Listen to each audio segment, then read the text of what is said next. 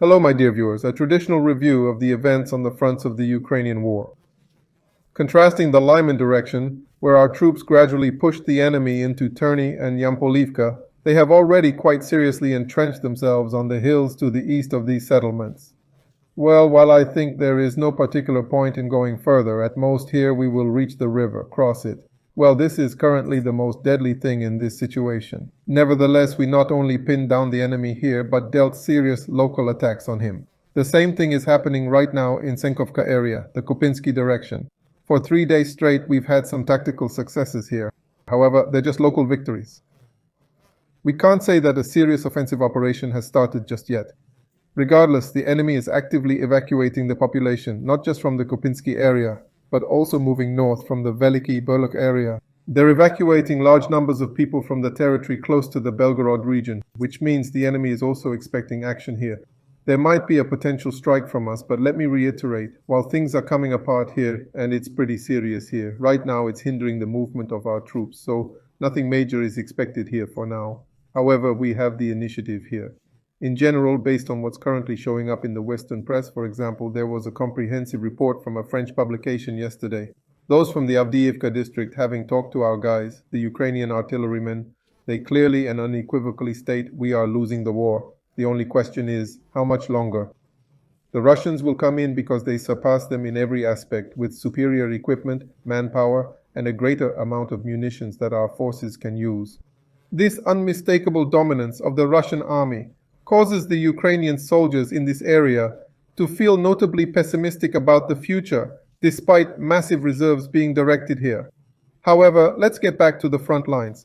In other directions, such as Novomikhailivka, our forces continue to apply immense pressure, progressively forcing out the enemy from this populated region. There's also a gradual squeeze of the enemy from the Georgievka area, where our troops have had some pretty good victories, pushing them out of a few strongholds.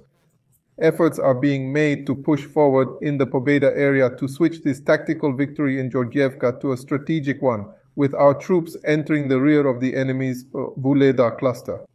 Here as well, the enemy can't withstand our offensive assaults since their reserves are being relocated to places where our troops are also attacking.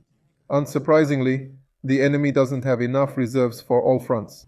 Our troops are also continuing their offensive actions in the Zaporozhye sector, specifically the Orekhovsky area. There have been some tactical victories here, but as I mentioned, a serious and rapid advance isn't planned.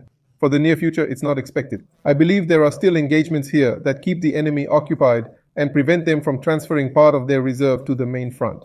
The enemy, judging by where he is moving his reserves, sees the direction of the clock. Yara and Avdiivka, and I also can't avoid mentioning the recent destruction of 2 Patriot complexes at once during their relocation in the area of Pokrovsk or Krasnoarmysk, which is approximately 40 kilometers from the line of contact, 40 to 50 kilometers approximately. The strike by Iskander, it speaks to the fact that our intelligence, I've already mentioned, that the technical capabilities of our intelligence have grown very strongly over the past year, including here we see how it is being implemented in practice. That is, those long-range systems located deep in the back are getting hit.